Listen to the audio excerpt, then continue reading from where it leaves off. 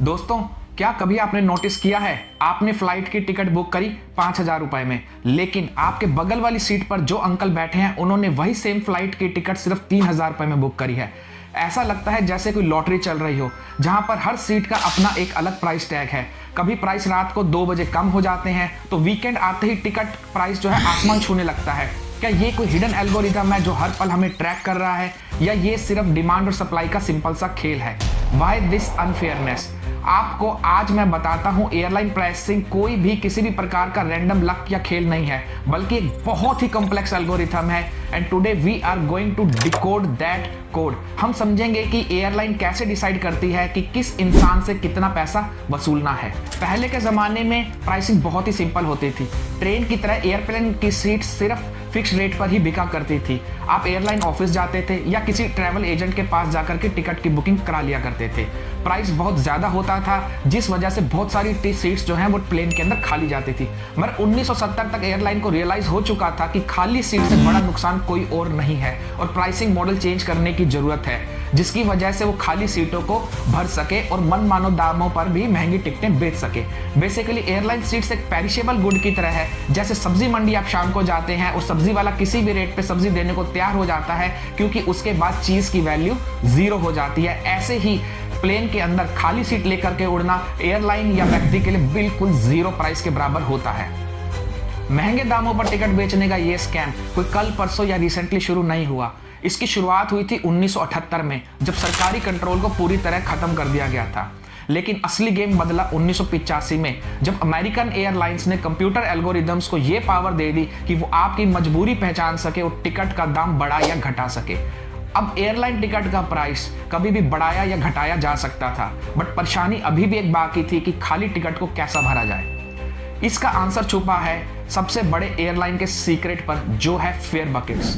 हमें हमेशा लगता है कि एयरलाइन के अंदर 2 या 3 ही कैटेगरी होती हैं, जैसे इकोनॉमी, बिजनेस या फर्स्ट क्लास। बट टेक्निकली देखा जाए तो एक इकोनॉमी कैबिन के अंदर भी 15 से 20 हिडन कैटेगरी होती हैं। अगर आपने थोड़ा भी अपने बोर्डिंग पास पे कभी ध्यान दिया होगा तो आपने गौर किया होगा कि एक छोटा सा कीवर्ड लिखा रहता है कहीं पे कोने के अंदर, जैसे कि Y, B, M या K। ये एक्चुअली जो अल्फाबेट है वो दरअसल आपके फेयर बकेट्स के कोड को दर्शाता है। फॉर एग्जाम्पल, बकेट Y का मतलब है कि आपने फुल प्राइस दिया है। बकेट Q या N का मतलब है कि आपने कोई सस्ती डील पकड़ी है।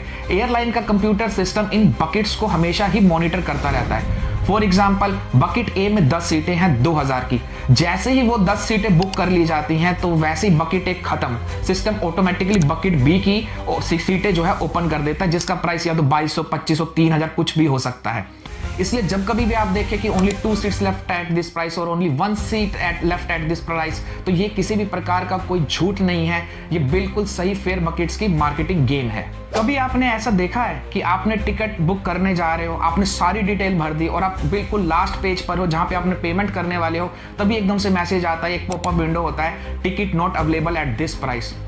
ये जैसे ही आपको मैसेज आता है ticket not available at this price, इसका मतलब ये है कि उसी टाइम पे कोई और व्यक्ति कहीं और बैठा हुआ अपनी टिकट को बुक कर रहा था और उसने वो टिकट जो है खरीद ली है और इस प्राइस के ऊपर, इस फेयर बकेट के अंदर अब टिकट जो है वो खत्म हो चुकी है।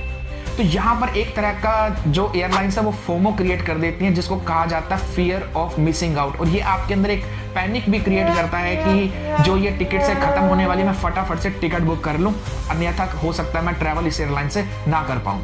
चलो अब हम समझते हैं कि एयरलाइन की टिकट्स का ये जो इन्वेंट्री गेम है वो क्या है। ये सिस्टम इतना फास्ट है कि हर सेकंड अपडेट होता रहता है। एयरलाइन सिर्फ ये नहीं देखती कि कितने लोग टिकट्स को बाय कर रहे हैं, बल्कि ये भी देखती कि कितने लोग सिर्फ सर्च करके ही छोड़ रहे हैं। अगर किसी पर्टिकुलर डेट पर या किसी टाइम पर सर्च वॉल्यूम बहुत ही ज़्यादा आ रहा है तो सिस्टम अपने आप क्या करता है कि जो टिकट्स का बकेट है वो एक्सपेंसिव बकेट कर देता है, तो आपको जो टिकट्स है वो एक्सपेंसिव दिखना शुरू हो जाती हैं। बेसिकली हो क्या रहा है, जब आप टिकट बुक कर रहे हो तो आप एक कंप्यूटर से बिडिंग वॉर कर रहे हो, जिसे पता है कि आपको सीट की कितनी ज़्यादा ज़रूरत है। अब आप ये सोच रहे होंगे कि एयरलाइन वो सारे सस्ते टिकट जो कौड़ियों के भाव बेच देती है, तो ये सिर्फ आपके लिए ही बेनिफिशियल है और एयरलाइन के लिए इससे बहुत ही ज़्यादा नुकसान हो रहा है। लेकिन ऐसा बिल्कुल भी नहीं है। असलियत इसके बिल्कुल विपरीत है। अब मैं आपको बताता हूँ क्यों। MIT की एक लैंडमार्क रिसर्च पेपर जिसका नाम है the evolution of yield management, उसमें यह साफ बताया गया है कि एयरलाइंस को डर होता है एक ऐसी चीज का जिसे इकोनॉमिक में कहा जाता है the race to the bottom.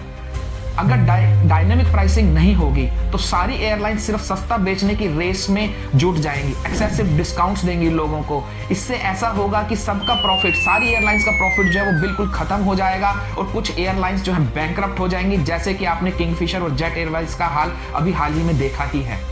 दोस्तों, एयरलाइंस दो तरह के ट्रैवलर्स को बहुत ही अच्छी तरह पहचानती हैं।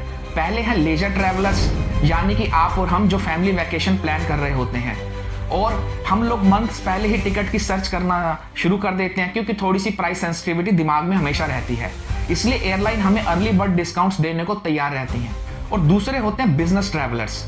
इनकी जो मीटिंग होती है लास्ट टाइम पे फिक्स होती है और ये लोग जो है लास्ट मिनट पे टिकट्स को परचेज करते हैं या फिर लास्ट वीक में टिकट को परचेज करते हैं। एयरलाइन को पता है इनकी मजबूरी का और उनको ये भी पता है कि इनके जो पैसे हैं वो कंपनी ने रिवर्स करने हैं, तो ये क्या करते हैं कि 2 दिन पहले प्राइस को 200 से 300% तक हाइक कर देते हैं। They are literally monetising your urgency. चलो अब हम एक ऐसे ट्रैवल हैक पे से पर्दाफाश करते हैं जो कि एक बहुत ही बड़ा झूठ है। बहुत से लोगों का कहना है कि वो लोग इनकॉग्निटो मोड पर जाकर के जब भी टिकट्स को बुक करते हैं तो उन्हें टिकट जो है वो सस्ते दामों पर दिखती हैं। क्या इनकॉग्निटो मोड यूज करके सस्ती टिकट मिलती है? Well, technically but not really. बहुत सारे लोग सोचते हैं कि कुकीज की वजह से प्राइस जो है बहुत बढ़ जाता है, एयरलाइन हमें ट्रैक कर लेती है, मगर सच तो यह है कि बार बार सर्च सिर्फ आप लोग ही नहीं कर रहे हो, दुनिया में बहुत सारे लोग कर रहे हैं और वही सीट को बुक करना चाहते हैं जो एयरलाइन की बकेट पे इस वक्त सस्ते दामों पर चल रही है। एयरलाइन आपके IP एड्रेस से ज़्यादा नहीं बल्कि ग्लोबल डिमांड और हिस्टोरिकल डेटा पर ज़्यादा फोकस करती है। तो सर्च हिस्ट्री या कुकीज़ को डिलीट कर देने से आपको कोई ज़्यादा बेनिफिट नहीं होने वाला। इनफैक्ट आप लोग फोकस कर दिए डे ऑफ द वीक पे या फिर मिडनाइट या फिर मिड वीक्स फ्लाइट, जैसे ट्यूसडे या वेडनेसडे को यूजुअली फ्लाइट सस्ती होती हैं, आप वो वाली फ्लाइट्स को बुक करने की कोशिश कीजिए। तो अब हम आते हैं फाइनल वर्डिक्ट पर। ये कोई रैंडम गेम नहीं है। MIT की रिसर्च कहती है कि एयरलाइन 7, 14 और 21 दिन के एडवांस परचेज विंडोज यूज करती हैं। जैसे ही आप 21 दिन की विंडो क्रॉस करते हैं, एल्गोरिदम को समझ आ जाता है कि आपका ट्रिप प्लान्ड है।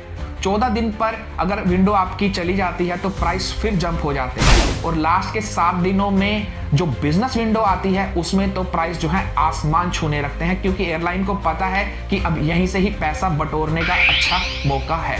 मैं आपको फिर बता देता हूं, अगर आपको एयरलाइन स्कैम से बचना है तो आपका टारगेट हमेशा 22 दिन पहले का होना चाहिए। रिसर्च के मुताबिक इस पॉइंट पर एयरलाइन अपने अर्ली बर्ड बकेट खाली करने के लिए सबसे ज्यादा बेस्ट प्राइस और डिस्काउंट्स को देती है। इसके बाद आप एल्गोरिदम की दुश्मनी का शिकार बनने लगते हैं। अगर आपको ये डीप डाइव पसंद आया तो नीचे कमेंट में बताएं कि आपने अपनी सबसे सस्ती टिकट और सबसे महंगी टिकट कब बुक करी थी और कितने में बुक करी थी। Don't forget to subscribe for more such secrets. अगली वीडियो में फिर मिलते हैं।